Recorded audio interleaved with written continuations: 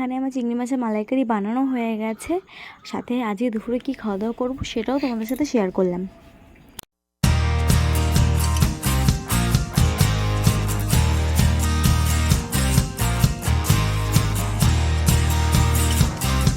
A few moments later. Friend, welcome back to my পাকিস ব্লগিং channel. কেমন আছে তোমরা সব? আশা করি তোমরা সব খুব ভালো আছো, আমিও খুব ভালো আছি। এই ব্লগটা আমি 10 তারিখে বানিয়েছিলাম, বাট এডিট করতে পেরেছিলাম না। তো কি বলতো, যেদিনকে আমাদের এখানে ভোট ছিল, এখানে তো বাজার বন্ধ ছিল, তো মা আর বাজারে যেতে পেরেছিল না। তো বাড়ির সামনে একটা মাছালা কাকু এসছে, ওনার কাছে চিংড়ি মাছ ছিল, তো মা আবার এই চিংড়ি মাছগুলো নিয়ে নিয়েছে। আর আমি মাকে অনেক দিন ধরেই বলছিলাম যে আমি চিংড়ি মাছের মালাইকারি বানাবো, যেহেতু আমি ফার্স্ট টাইম বানাচ্ছি তাই এই চিংড়ি মাছগুলো নিয়ে নিয়েছিলাম। তো বললাম এই চিংড়ি মাছগুলো দিয়ে আজকে মালাইকারি বানাবো। তোমাদের সাথে কথা বলতে বলতে আমি কিন্তু চিংড়ি মাছগুলোকে ভালো করে ধুয়ে নিয়ে চলে এসেছি, দেখতেই পারছো।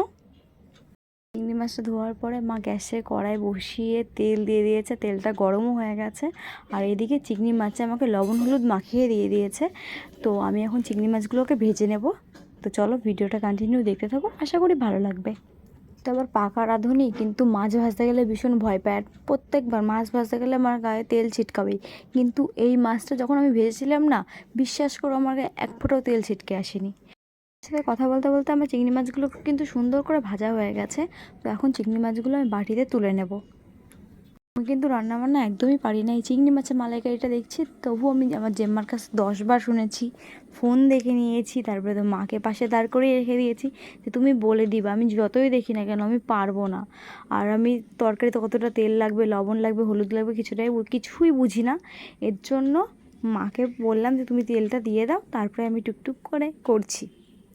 এটা গরম হয়ে গেছে, তো তেলের মধ্যে আমি গোটা গরম মশলা, শুকনো লঙ্কা, তেজপাতা এই ফোড়নটা দিয়ে নেব। তো এটা একটু হালকা ভাজা ভাজা হয়ে যাক, তারপরে আবার কথা বলছি।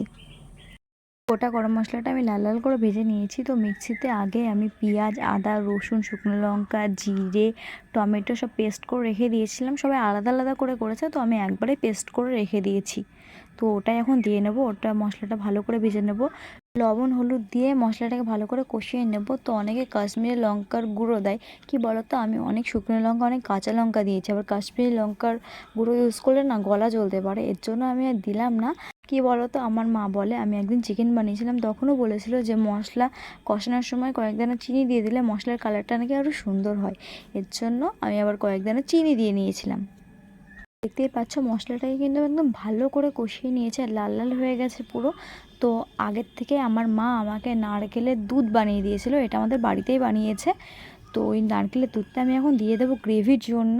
কি বলো তো, আমার মা না আমাকে প্রচুর পরিমাণে হেল্প করে। আমি যদি কোনো একটা কিছু বলি বানাবো, তো আমার মা সমস্ত কিছু আগের থেকে গুছিয়ে দেয়, বলে তোর কিছু করতে পারে, তুই শুধু খুন্তিটা নাড়।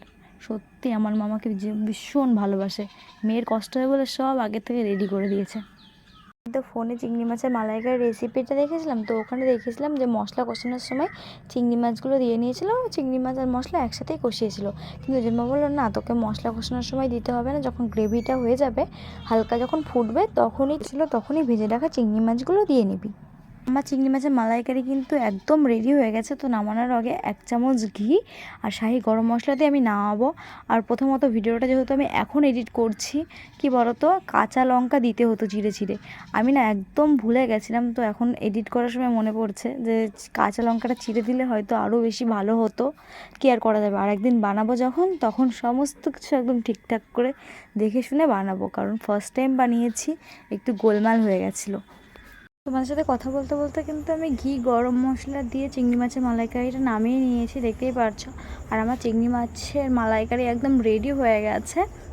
আমি তো চিংড়ি মাছের মালাইকারিটা বানিয়েছিলাম, এর জন্য চিংড়ি মাছের মালাইকারিটা বানানোর রেসিপিটা আমি তোমার সাথে শেয়ার করলাম। আর মা এদিকে দুপুরবেলা অনেক কিছু রান্না করেছিল, কারণ সেদিনটা ছিল আমার বার্থডে। তো দেখতেই পাচ্ছ একদম প্লেট সাজিয়ে দিয়ে দিয়েছে, আইসক্রিম, মিষ্টি, মাছ, চিংড়ি মাছ, প্রচুর খাবার দিয়েছে। তো এখন আমি খাওয়া দাওয়া করবো। ভিডিওটা এখানেই স্টপ করছি। ভালো লাগে লাইক, কমেন্ট, শেয়ার, সাবস্ক্রাইব করে দিও, পাশে থেকে বেল আইকনটা ক্লিক করে দিও।